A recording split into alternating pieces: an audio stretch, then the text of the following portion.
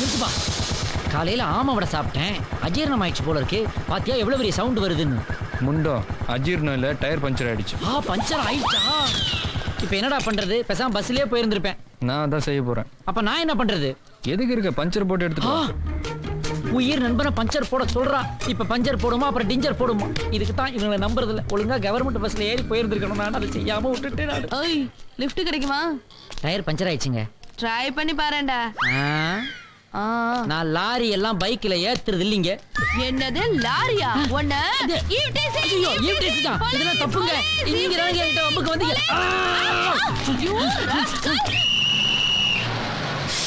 இறங்கி சொல்ல, ஃபுட்போர்ட்ல பிறந்தவனே அன்டானு ஏரியா. என்ன பெருசு பட்டை வாங்குறது? மேடையில் ஏற, பஸ்ஸில் தானே ஏற, சீக்கிரம் ஏற. போயா, ஏறினா எருவு மாதிரி அப்படியே நின்றுட்டு இருக்கப்பா. எங்க ஒரு மயிலாப்பூர் கொடுங்க. நீ எங்க? ஒரு மயிலாப்பூர் கொடுங்க. 2 எழுத்து கொடு. வேற யாரையா டிக்கெட் வாங்கணும்? வாங்கி தொலைங்க. நல்லா எதனா கேட்டுருவேன். 3 ரூபா கொடுத்தேனே, 2.75 தானே டிக்கெட். பாக்கி 25 பைசா கொடுங்க. இவ்வளவு கரெக்டா கணக்கு கேட்கற நீ வீட்டுல இருந்து வரும்போதே சில்லறை சரியா எடுத்துன்னு வரணும். நாங்க என்ன வாரி பையில போட்டு நான் வர்றோம். எல்லாம் அடுத்த ஸ்டாப்பிங்ல தர்றேன். பிச்சைக்காரன்ட்ட கொடுத்தா கூட 4 நாளைக்கு மூஞ்சில் அடிப்போம். யார் யார் டிக்கெட் வாங்கணுமா வாங்கிக்கோங்கப்பா. நாங்கெல்லாம் வரமாட்டேன். காசை பாஸ் பண்ணி விடு. பொம்பளைங்களுக்கு எதிர்க்க பிலிம் காமிக்கிறது 5, 10, 50 காசு பாக்கி தரணும். சில்லறைக்கு நாங்க ஏற்கனவே இருந்தாலும் இந்த கத்துக்கிட்டு இருக்கான். ஏய், உனக்கு எவ்வளவு நேரமா சொல்றது? உங்க அப்பா என்ன சொத்து தேடி அங்கேயா பொறுத்து வச்சிருக்கான். பஸ்ல ஏறினாலும் உனக்கு என்ன காலில் கம்மு வந்து ஒட்டிக்குதா? போடா புறம்போக்கு, போடா அப்படி. ஏய் டிரைவரே, பிரேக்ல காலை வையே. சீக்கிரம் வா. லசு ஒன்று கொடுங்க. மேலே ஏறி தொலை. வண்டியில இருந்து தவறி விழுந்து எங்க தாலி அறுக்காத. போ. யார் அவன் ஃப்ரண்ட்ல ஏறா? அப்படியே குத்தி செத்துரு. நீ எல்லாம் வேணா நாட்டுக்கு. வேற யாரையா டிக்கெட்டு? என்னோட 25 பைசா. ஒரு தடவை சொன்னா புரியாது உனக்கு. நாங்க என்ன வீட்டுல இருந்து அச்சா எடுத்துன்னு வரோம் துட்டு. சும்மா தொண்ணு இறங்கும் போது தரேன். வந்துடுறானுங்க சாவுக்கிறேன். வேற எவன்டா டிக்கெட் வாங்கினா? வேற ஆழ்வார்பேட்டை ஒண்ணு. என்ன வழக்கமா 8:30 மணிக்கு போவேன், நீ லேட்டா போற? வீட்டுல கொஞ்சம் வேலை. உட்காங்க காணா. அவளுக்கு கல்யாணம் நிச்சயம் ஆயிடுச்சு. சீட்ல இறங்குப்பா. கிளம்புறடா. இறங்குறேன் நாளாமா. இறங்குறல்ல. இறங்குடா டே, குறைக்காத. அடுத்த ஸ்டாப்பிங்ல இறங்க வேண்டியவங்க எல்லாம் சீட்ல இருந்து எழுந்துங்கப்பா. ஐயோ, என் ஸ்டாப் வர போறது. என் 25 பைசா கொடுங்க. நீ கரெக்டா 2 ரூபாய் 75 பைசா கொண்டாந்து கொடுத்துட்டு நீ கொடுத்த 3 ரூபாய் வாங்கினு போ. பெரிய லட்ச ரூபா கொடுத்த மாதிரி பேசுகிற. நீ இறங்குற போது கொடுக்கறேன்னு சொன்னீங்க. அது எங்க? அது ரிசர்வ் பேங்க்ல பத்திரமா இருக்குது. நீங்க ஒவ்வொரு டிக்கெட்டுக்கும் 25 பைசா எடுத்துக்கிறதா இருந்தாக்க அது கொள்ளையடிக்கிற சமாச்சாரம் தான் இருக்கு. ஆமா, 25 பைசாவா நான் எடுத்து அம்ஜிக்கரையில ஒரு பங்களா, அண்ணா நகர்ல ஒரு பங்களா கட்டுனுக்கிறேன். நீ வந்து கிரகப்பிரவேசத்துக்கு சோறு துண்டு போ. ஏன் உயிர் எடுக்கிற? என்னோட பைசாவை நீங்க வச்சுக்கிட்டு ஏன் தராம பிடிவாதம் பண்றேன்னு காசு அவுட்டா கரடியா கத்துக்கிறேன். ரொம்ப நாளா குடுன்னு கேட்டுக்கிறேன். போயா கம்னே கடை போட்டு பாக்கி பைசாவையும் கொடுக்காம மரியாதை இல்லாம பேசுறேன். இல்லைங்க உனக்குன்னா மரியாதை. என் பையன் திறந்து காமிச்சு இதை பாருங்க ஐயா பெரியவரா என்கிட்ட 4 நாள் இல்லைன்னு உனக்கு ப்ரூவ் பண்ணிருக்கணுமா? பென்ஷன் வாங்கினு நீ டென்ஷன் இல்லாத இருக்கிறா போல் இருக்குது. நீ கொடுக்குற டென்ஷன்ல பென்ஷன் வாங்குற வயசு வரைக்கும் நான் இருப்பேன் நானே சந்தேகமா இருக்குது. ஆட்டோ டாக்ஸியில் ஏறினா மட்டும் மீட்டருக்கு மேலே 5 கொடு 10 கொடுன்னு கேட்டால் கம்முன்னு கொடுத்துருவாய் முன்னு போயினே இருப்பீங்க. எங்களை பார்த்தா உங்களுக்கு இன்னும் அவ்வளோ அலங்காரமாக இருக்குது. என்ன பண்ணுறது? ஒவ்வொருத்தருக்கும் 5 பைசா 10 பைசா 25 பைசா 50 பைசா கரெக்டாக சொச்சமாக சில்லற மீதி கொடுக்கணும்னா டியூட்டிக்கு வரதுக்கு முன்னாடி நாங்கள் எங்கன்னா தர்கா வாசலில் கோயில் வாசலில் உட்காந்து பிச்சை எடுத்துட்டு தான் வரணும். நான் போடக்கூடாது. என்ன சொல்றேன் நீங்க? இது பாருங்க. இந்த பார், இறங்கியா கீழே. பாக்கியை வாங்காம நான் இறங்க மாட்டேனா? இறங்காத. அடுத்த ஸ்டாப்பிங்கில் செக்கிங் வருவாங்க. மாட்டி 500 ரூபாய் கட்டு. என்ன இப்படி பேசுறேன் நீ? கொஞ்சம் கீழே இறங்குங்க. இல்ல அவர்கிட்ட 25 பைசா வாங்கிட்டு தான் கீழே இறங்கலாம். அதுக்கு தான் பெரியவரை சொல்றேன், கொஞ்சம் இறங்குங்க.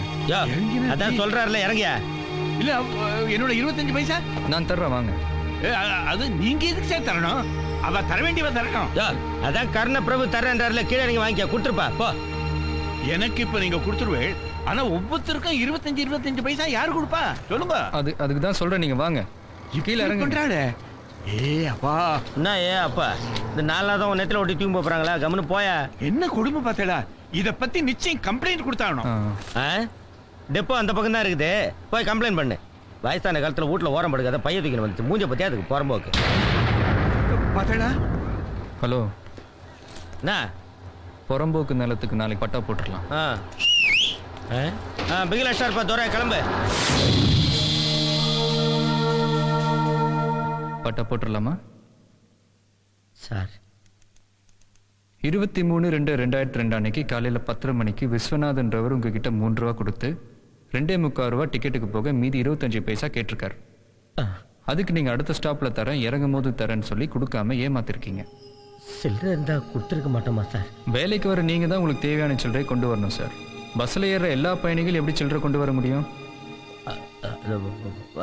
வந்து அது மட்டும் இல்லாமல் பப்ளிக் பிளேஸில் அந்த பெரியவரை பார்த்து சாவுகிராக்கி புறம்போக்குன்னு வேற திட்டி அவமானப்படுத்திருக்கீங்க.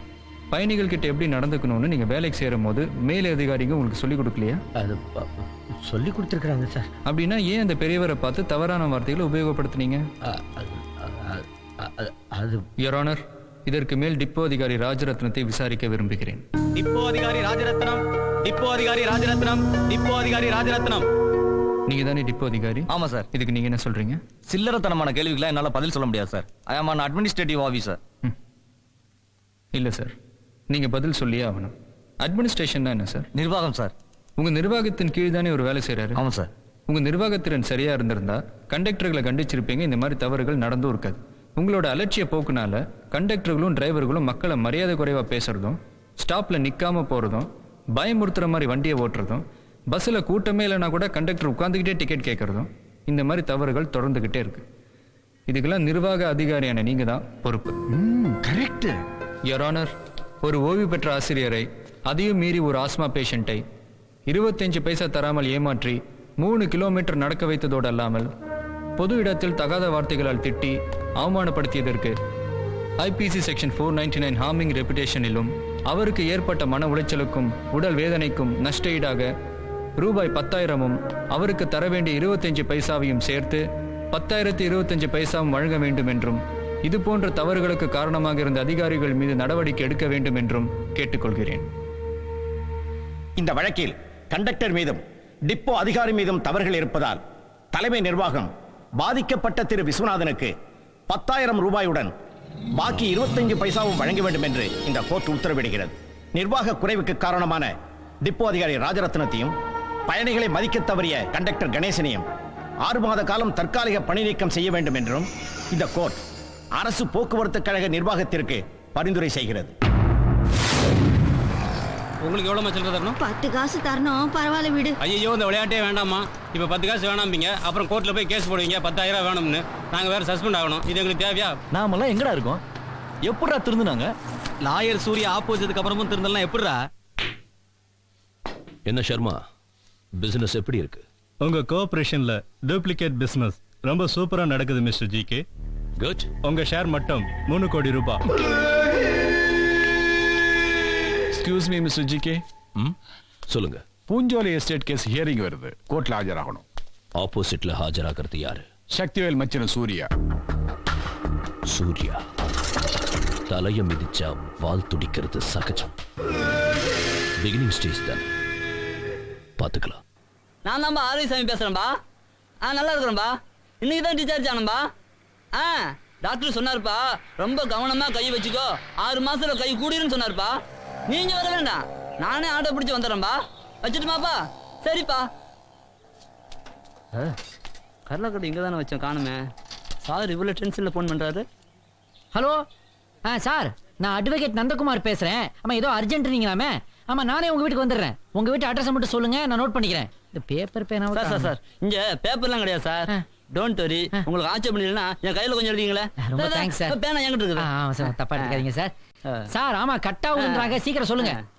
நம்பர் 8 பிள்ளையார் கோயில் தெரு. ஓகே, நெசப்பாக்கம். நெசப்பாக்கம் தெரியுங்கிறார் இவரு. மெட்ராஸ் 78 78. ஓகே, நான் வந்துடுறேன் சார். இதுல என்னன்னா, இது எப்படி போறதுன்றத மட்டும் டீடைல்ஸ் நீங்க சொல்லிட்டீங்கன்னா நான் நேரா வந்துடுவேன் சார். ஆமா சார். ஆமா, அங்கிருந்து நேரா கிளம்பி வந்து கேகே நேரு டிப்போவுக்கு வந்துடுறேன். அங்கிருந்து ரைட்டா சார்? ரைட்டு போயிட்டு அங்கிருந்து ஒரே ஒரு லெஃப்டா சார்? லெஃப்ட் போயிட்டேன் சார். அப்புறம் அங்கிருந்து ஸ்ட்ரைட்டா வந்தா தெருமுனையில 5 டீ கடை இருக்குதா? எங்க பாக்க விடையா? ஆமா, 5 டீ கடை இருக்குது. அங்கிருந்து பின்னாடி போகணுமா? போனா அங்கிருந்து ரோடு கீழே இறங்குதா? அதுல போனாக்க ஒரு மேம்பாலம் வருதா? அதுக்கப்புறம் ஒரு யூட்டர்ன் எடுக்கணுமா? ஓ சரி சரி சரி சரி. அப்படி யூட்டர்ன் எடுத்தோம்னா அதுக்கு அப்புறம் ஒரு எலும்பு முறிவு ஆஸ்பத்திரி இருக்கா? அதுக்கு பக்கத்துல 8ஆம் நம்பர் வீடா? ஓகே சார் வந்துடுறேன் சார், உடனே வர்றேன் சார்.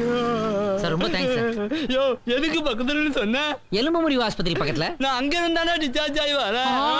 நீங்க தானே 8ஆம் நம்பர் எழுதி சொன்னீங்க. 8வது என் கையில போய் 8 போட்டியாடா. வருத்தப்படாதீங்க, நான் கொஞ்சம் பதட்டப்பட்டுட்டேன். குழந்தை வேலூர் எலும்பு முறிவு மருத்துவர் இருக்காரு, அவர்கிட்ட போய் உங்களுக்கு ட்ரீட்மெண்ட் பாக்குறேன். அவர் கையில தான் டாக்டரா? இது வரைக்கும் 8 கை எடுத்திருக்காரு. வாடா. சார் ஒரு கம்ப்ளைண்ட் கொடுக்கணும்.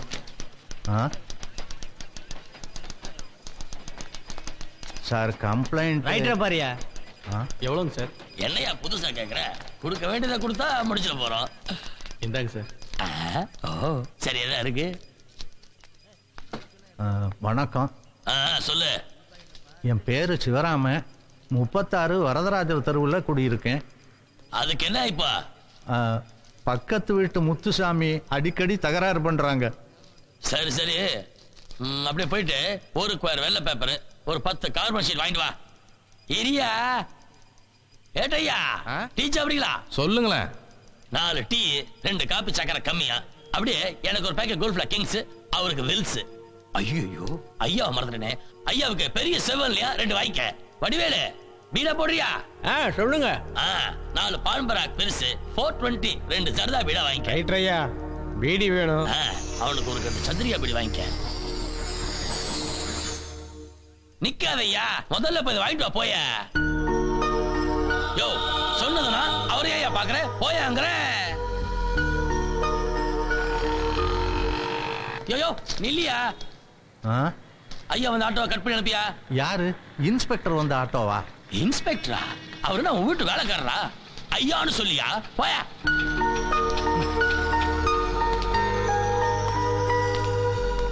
எவ்வளவு ஆச்சுப்பா? 70 ரூபா.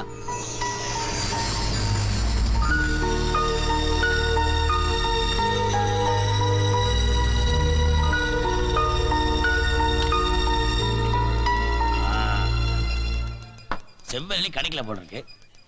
ஆமாங்க ஐயா. சூடு கம்மியா இருக்கு, அட்ஜஸ்ட் பண்ணிக்கிறேன்.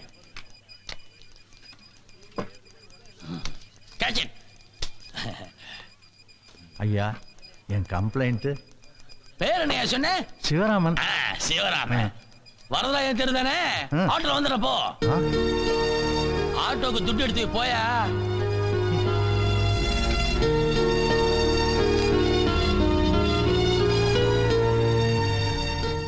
ஏங்க வரும்போது ரேஷன்ல அரிசியும் கோதுமையும் வாங்கிட்டு வந்துருங்களேன்.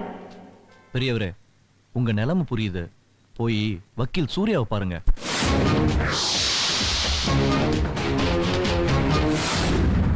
Writer Govindan, writer Govindan, writer Govindan. 14ஆம் தேதி வெள்ளிக்கிழமை கம்ப்ளைண்ட் பண்ண திரு சிவராமன் வந்தாரா? அவர்கிட்ட நீங்க என்ன கேட்டீங்க? அது வந்து நானே சொல்றேன். ஒரு ஸ்கொயர் வெள்ளை paper, 10 sheet carbon, 4 tea, 2 coffee, ஒரு பேக்கெட் கோல்ட் ஃபில்டர், ஒரு பேக்கெட் வில்ஸ் ஃபில்டர், பான்பராக் பெருசு 4, ஜர்தா பீடா 420 2, இன்ஸ்பெக்டருக்கு செவ்வெளநீ 2, கைதிக்கு சந்திரிகா பீடி ஒரு கட்டு. இது 10ஆவதுன்னு இன்ஸ்பெக்டர் வந்த ஆட்டோக்கு 70 ரூபா வாங்கியிருக்கீங்க. ஸ்டேஷனுக்கு கம்ப்ளைண்ட் செய்ய வர்றவங்க கிட்ட இப்படிலாம் கேட்டு வாங்கணும்னு ஸ்டேஷன்ல ஏதாவது சட்டம் போட்டிருக்காங்களா? இல்லைங்க ஐயா. பின்ன ஏன் கம்ப்ளைண்ட் செய்ய வந்த பெரியவர்கிட்ட இதெல்லாம் கேட்டீங்க? அது வந்து ஸ்டேஷனுக்கு வர்றவங்க எல்லாரும் இன்ஸ்பெக்டரை ஐயான்னு அழைக்கணும்னு சட்டம் இருக்கா? இல்லைங்க ஐயா. இல்லைன்னா உயர் அதிகாரிகள் அந்த மாதிரி தான் கூப்பிடணும்னு ஏதாவது ஆர்டர் போட்டிருக்காங்களா? இல்லைங்க ஐயா. அப்புறம் ஏன் அந்த பெரியவரிடம் இன்ஸ்பெக்டரை ஐயான்னு அழைக்கணும்னு வற்புறுத்திருக்கீங்க? தப்புதானுங்க ஐயா. இங்க ஐயா தேவையில்லை. சரிங்க ஐயா. ஐயாங்கிற வார்த்தை உங்க உடம்புல ஊறி போச்சு. உங்க பணியின் காரணமாக நீங்க வேணும்னா உங்க மேலதிகாரிகளை ஐயா, கடவுள், சாமின்னு அழைக்கலாம். பொதுமக்களையும் அப்படி அழைக்க சொல்வது தவறு. இதுக்கு இன்ஸ்பெக்டர் மட்டும் இல்ல, டெபுட்டி கமிஷனரும் சம்பந்தப்பட்டிருக்கிறார். So your honour, deputy commissioner முத்துவேலை விசாரிக்க விரும்புகிறேன். Deputy commissioner Muthuvel, deputy commissioner Muthuvel, deputy commissioner Muthuvel. நீங்க தானே டெபுட்டி கமிஷனர் முத்துவேல்? சிட்டியில் இருக்கிற C2 போலீஸ் ஸ்டேஷன் உங்க கண்ட்ரோல்ல தானே இருக்கு? ஆமா. இப்படி ஸ்டேஷனுக்கு கம்ப்ளைண்ட் செய்ய வர்றவங்கிட்ட பீடி சிகரெட் இளநீர்னு லஞ்சம் வாங்குறாங்களே, இதெல்லாம் உங்களுக்கு தெரியுமா இல்லை தெரிஞ்சும் தெரியாத மாதிரி இருக்கீங்களா? சாரி சார், இதெல்லாம் லஞ்சம் இல்லை சார். சார் வேறு எதுங்க சார் லஞ்சங்க சார்? பீடி சிகரெட் இளநீர்லாம் சும்மாவா சார் வருது? லஞ்சத்தை பணமாக வாங்காமல் பொருளாக வாங்குறீங்க. இது ஒரு வகையான லஞ்சம் தான் சார். ஸ்டேஷனில் மட்டும் இல்லாமல் தினம் தெருவோடு இருக்கிற வண்டி கடையில் 5 ரூபா வாங்குறதும் பிளாட்ஃபார்ம் கடையில் 10 ரூபா வாங்குறதும் வாடிக்கையாக வச்சுருக்கீங்க. கஞ்சிக்கு இல்லாதவன் பிச்சை எடுக்கலாம், இப்படி காக்கி சட்டை போட்டு அசிங்கமா இல்லை? யுவர் ஆனர், இந்த பெரிய ஒரு பக்கத்து வீட்டுக்காரன் தொல்லை தாங்க முடியாமல் போலீஸ் ஸ்டேஷன் வந்தார். போலீஸ் ஸ்டேஷனில் இவங்க தொல்லை தாங்க முடியாமல் கோர்ட்டுக்கு வந்திருக்கார். அவர் நிலைமை என்ன தெரியுமா? கம்ப்ளைண்ட் பண்ணிட்டு ரேஷன் அரிசி வாங்கிட்டு வாங்கன்னு அவர் மனைவி பணம் கொடுத்து அனுப்பியிருக்காங்க. இருந்த பணத்தை ஸ்டேஷன்லேயே செலவு பண்ணியிருக்கார். அரிசி வாங்காமல் வீட்டுக்கு போனால் அந்த குடும்பத்தோட நிலைமை என்ன? இதுக்கு இந்த கோர்ட் என்ன தீர்வு சொல்ல போகுது? தன்னுடைய பதவியை தவறாக பயன்படுத்தியதால் ரைட்டர் கோவிந்தன் மீது ஐபிசி செக்ஷன் 166 படியும், பொருள்களை லஞ்சமாக பெற்றதால் பிரிவென்ஷன் ஆஃப் கரப்ஷன் ஆக்ட் 1988 படியும், இவர்களையெல்லாம் கட்டுப்பாட்டுக்குள் வைக்க தவறிய டெபுட்டி கமிஷனர் மீதும் காவல்துறை ஒழுங்கை மீறிய குற்றத்திற்கு நெக்லிஜென்ஸ் ஆஃப் டியூட்டி படி இவர்கள் மீது நடவடிக்கை எடுக்குமாறு கேட்டுக்கொள்கிறேன். சார் பணத்துக்கு பதிலாக சென்ட் வாங்கிக்கோங்க சார். வேலைக்கு உழவச்சிடாத போயா. Singapore send sir. நிலைமை தெரியாம பேசாத போயா.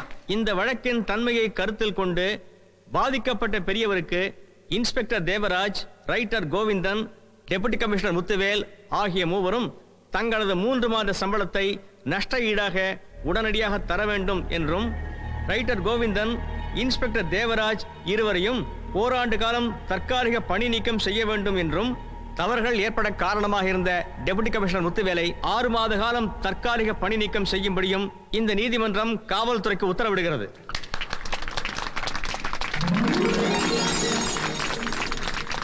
உங்களுக்கு 6 மாசம் சஸ்பென்ஷன் வாங்கி தந்தது அவமானமா இல்லையா சார்? No comments. நீதித்துறை காவல்துறையை டாமினேட் பண்றதா நினைக்கிறீங்களா? No comments. நீங்க நிறைய பேருக்கு ஆப்பு வச்சிருக்கீங்க, ஆனா சூர்யா உங்களுக்கே ஆப்பு வச்சிருக்கதா சொல்றாங்களே.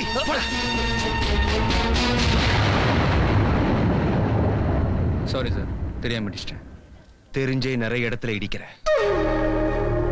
நீ எங்கெல்லாம் இடிச்சங்கிறத 6 மாசம் சஸ்பென்ஷன் முடிஞ்சதும் வந்து சொல்றேன்.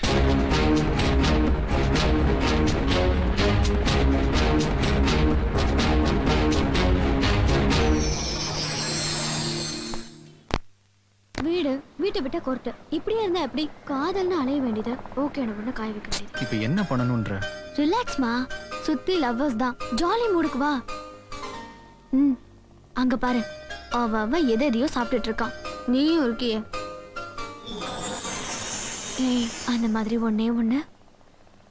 சரி, நீ நிஜமா கொடுக்க வேண்டாம். அப்படி கொடுத்தா எங்க கொடுப்பேன்னு சொல்லு. எனக்கு அந்த கிக்கே போதும். சொல்றியா? சொல்லு. இங்க இங்க இங்க ஏதாவது ஒரு இடத்த சொல்லு. ஏன் சிரிக்கிற? இது வரைக்கும் எந்த இடத்த சொல்லியோ அந்த இடத்துல. எங்க சொல்லிட்ட? எங்கேயும் சொல்லிட்ட. இங்க கூட சொல்லிட்ட.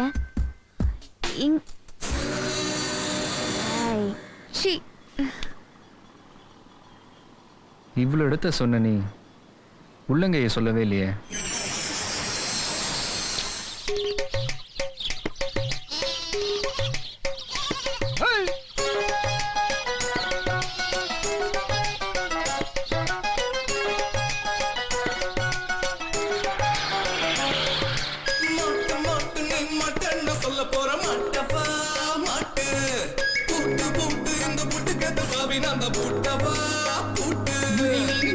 முடிச்சு போடு, பிறகு நீ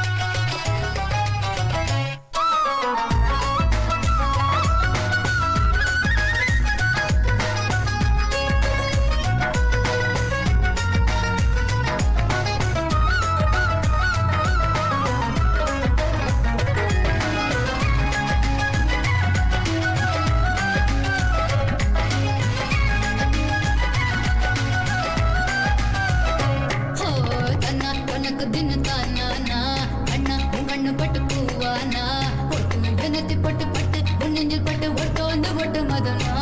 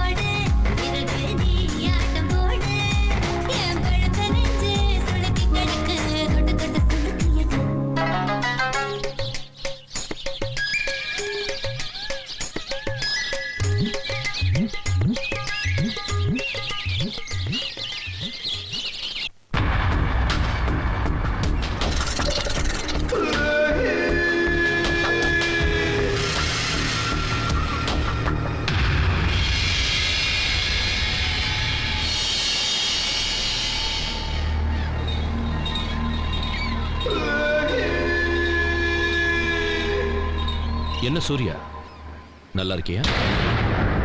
கோர்ட்ல சந்திக்கலாம் நினைச்சேன், ரோட்லயே சந்திச்சிட்டோம். அத்தானுக்கு திவசம் எப்போ? நீ செத்ததுக்கு அப்புறம்.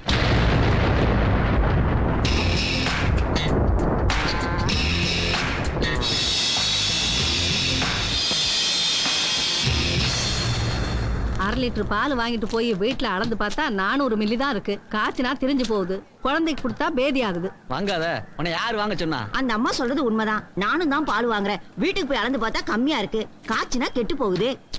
நீ வாங்காத, ரொம்ப பேசுற. வாங்க வாங்கன்னு வெத்தலாம் கொஞ்சம் அலட்சமா உன்ன. ஏன்பா நீ தானே பால் குடுக்குற, குறைய உங்ககிட்ட தானே சொல்ல முடியும். இதோ பாரு ரெக்கமெண்ட, சும்மா குரல் கொடுக்குற. ஆமா கம்முன்னு. நீ சத்தம் போட்டு நாங்க பேசாம போணுமா? சும்மா தொண கத்தி நிக்காத. இந்த பால் ஒண்ணு எங்க அப்பா வீட்ல இருந்து பாக்கெட் பண்ணி வரல. இதுல கீது பாரு ஜிகேன்னு. அங்க போய் கேளு, உன் பவுசு தெரியும். கேக்குறேன், எங்க கேட்கணுமோ அங்க கேக்குறேன்.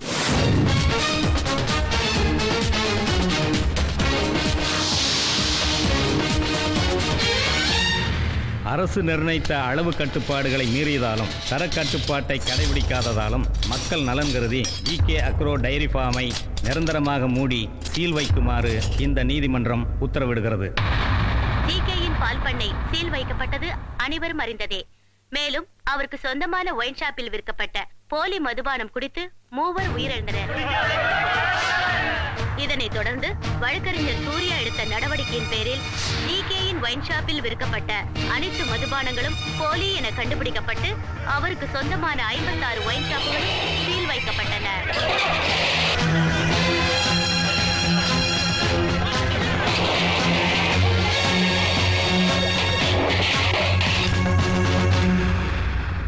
மில்க் ஃபேக்டரி, 56 வைன் ஷாப் அத்தனையும் மூடிட்டான். சட்ட ரீதியா சிஸ்டமேட்டிக்கா சீல் வச்சுட்டான்.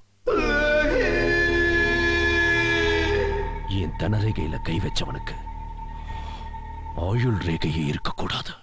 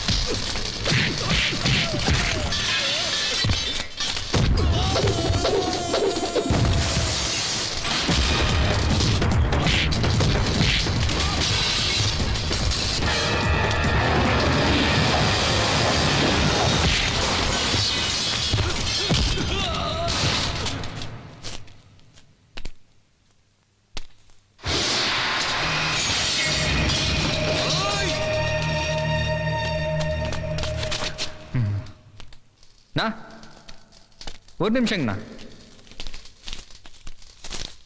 இதை படிச்சு பார்த்துட்டுங்கண்ணா கையை வெட்டலாமா காலை வெட்டலாமா இல்லை சுட்டு கொல்லாமான்னு நீங்களே முடிவு பண்ணுங்கண்ணா. என்னங்கண்ணா திரு திரு முழிக்கிறீங்க? அது சரி, படிக்காதனால தானே அடியால வந்திருக்கிறீங்க. கொடுங்க, நானே படிச்சு சொல்கிறேன். பெறுநர் உயர் திரு காவல்துறை கண்காணிப்பாளர் அவர்கள். பொருள்: உயிருக்கு ஆபத்து என்பதால் முன் பாதுகாப்பு வாங்குதல். ஐயா வணக்கம். என்னுடைய நடவடிக்கையால் ஜிகேக்கு சொந்தமான 56 மதுபான கடைகள் மூடப்பட்டதும் அவருக்கு சொந்தமான பால் தொழிற்சாலைகள் சீல் வைக்கப்பட்டதும் தாங்களுக்கு தெரிந்ததே. இதற்கு பழிவாங்கும் நோக்கில் ஜிகே என்னை கொலை செய்ய திட்டமிட்டுள்ளார். ஆகவே எனக்கு மரணமோ இரத்த காயமோ என் உடம்பில் சிறு கீறலோ, எப்படி கீறல் கீறல் விழுந்தால் கூட அவரை கைது செய்து நடவடிக்கை எடுக்கும்படி கேட்டுக்கொள்கிறேன். இது ஆரம்பம்தான். சீல் வைக்க வேண்டியது இன்னும் நிறைய இருக்கு. ஜிகேயை கொஞ்சம் கொஞ்சமா அழிப்பேன். சட்டத்து மூலமா அவனை நடு தெருவில் நிறுத்துவேன். போய் சொல்லு.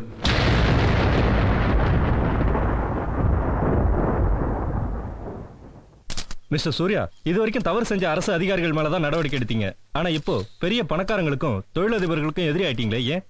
நான் யாருக்கும் எதிரியா இருக்க விரும்பலைங்க. மக்களுக்கு நண்பனா இருக்கணும்னு தான் ஆசைப்படுறேன். உங்களுடைய எதிர்கால லட்சியம் தான் என்ன? சார், எந்த கட்சிக்கார மேடை போட்டாலும் அவன் என்ன பேசுறான் ஏன் பேசுறான்னு தெரியாமலே விடிய விடிய உட்காந்து கை தட்டிக்கிட்டு விசில் அடிச்சுக்கிட்டு கேட்டுக்கிட்டு இருக்கோம். எவனாவது ஒருத்தன் அவன் என்ன பேசுறான்னு கேட்டிருந்தா பேசுறவனும் பேச்சை நிப்பாட்டியிருப்பான், மேடைகளும் குறைஞ்சிருக்கும் இல்லையா? இதுக்கெல்லாம் காரணம் மக்களுடைய அறியாமை தான் சார். சார், நம்ம நாட்டில் உள்ளவங்களுக்கு ஆங்கிலம் தெரியறதை விட, அறிவியல் தெரியறதை விட, வரலாறு தெரியறதை விட அடிப்படை சட்டம் கண்டிப்பாக தெரிஞ்சிருக்கணும் சார். அதை தெரிய வைக்கிறது தான் என்னுடைய லட்சியம். அதுக்கான முயற்சியில் தான் இப்போ நான் ஈடுபட்டிருக்கேன் சார். உங்கள் முயற்சி ஜெயிக்குமா? தமிழன் ஜெயிப்பான்.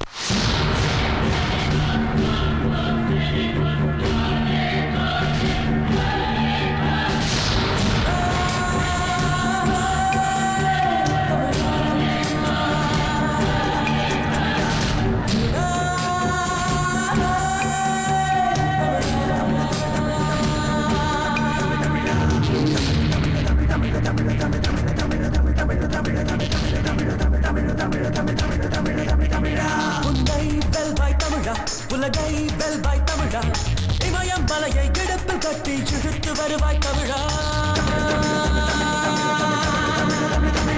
உன்னை வெல்வாய் தமிழா, உலகை வெல்வாய் தமிழா, இமயம் மலையை கிடப்பில் கட்டி இழுத்து வருவாய் தமிழா.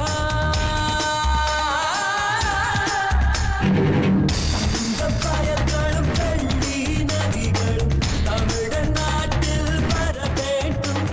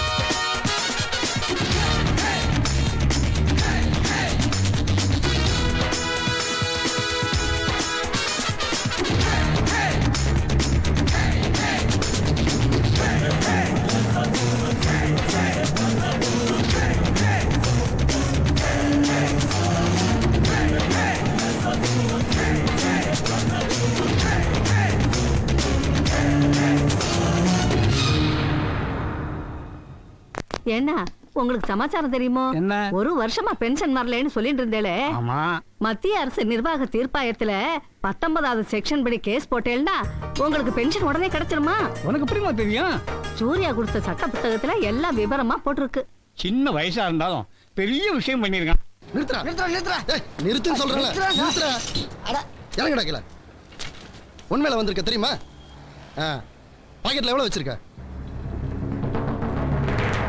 என்னடா பிலிம் காட்டுறியா? தப்பு தான் சார். 3 கிலோமீட்டர் சுத்தி வர கஷ்டமா இருக்குன்னு ஒண்ணுல நான் வந்து தப்பு தான். அதுக்கு மோட்டார் வாகன சட்டம் செக்ஷன் 177 படி என் மேல கேஸ் போட்டுக்கோ. 150 ரூபா ஃபைன். அதை நான் கோர்ட்ல போய் கட்டிக்கிறேன். மோட்டாருங்கிறான், சட்டங்கிறான். ஆனா டூட்டி டைம்ல ஷூ போடணும், நீ செருப்பு போட்டுக்க, அது சட்டப்படி தப்பு. தலையில தொப்பி போட்டிருக்கணும், இல்ல அது சட்டப்படி தப்பு. இடுப்புல போட்டிருக்க பெல்ட்ல அசோக சின்னம் தலைமாத்தி இருக்கு, அது சட்டப்படி பெரிய தப்பு. அதுக்கு மேல வயிறு பெருத்து தொப்ப போட்டிருக்க, இது போலீஸ் ஆர்டர் ப்ரொசீஜர் படி தப்போ தப்பு. இதுக்கு நியமன அதிகாரி நினைச்சா சார்ஜ் இஷ்யூ பண்ணி பிளாக் மார்க் போட்டு உன்னோட ப்ரொமோஷனை கட் பண்ணலாம். அப்புறம் இப்படி ஓரம் கட்டி லஞ்சம் கேட்கற பாரு, அது லஞ்ச ஒழிப்பு சட்டம் 1988 அண்டர் செக்ஷன் 4(1)A படி பெரிய தப்பு. இதுக்கு 6 மாசத்துல இருந்து 6 வருஷத்துக்கு உன்னை சஸ்பெண்டே பண்ணலாம். என்ன பாக்குற? சூர்யா எங்களுக்கு எல்லாத்தையும் சொல்லி கொடுத்துருக்காரு. எங்களை பாதுகாக்க வேண்டியதுதான் உன் டியூட்டி. அதை விட்டுட்டு இப்படி ஓரம் கட்டி வசூல் பண்றதுக்கு இல்ல. தலைவா ஒண்ணு வேணாம், ஆளை விடு, நீ போ. இந்த கதையே வேணாம். ஷார்ட் ஷீட் போடு, ஃபைனை நான் கட்டுறேன். உனக்கு ஷார்ட் மெமோ ஸ்டேஷன்ல இருந்து வரும். வார்த்தா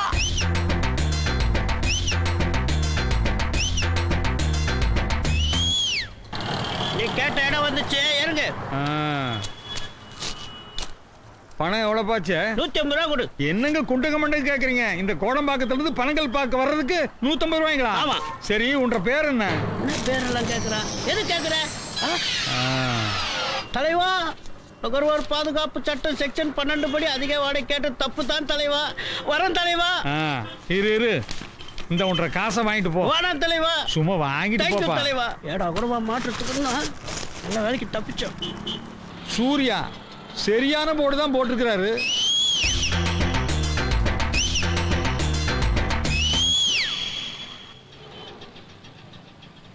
ஏன்பா 1 லிட்டருக்கு 9 பாயிண்ட் தான் போட்டிருக்க? அதுவா அரேபியால எண்ணெய் கடலாம் வத்தி போச்சான். அவ்வளவுதான் போட முடியும். பேசாம நீ வண்டி நவுத்திட்டு போ.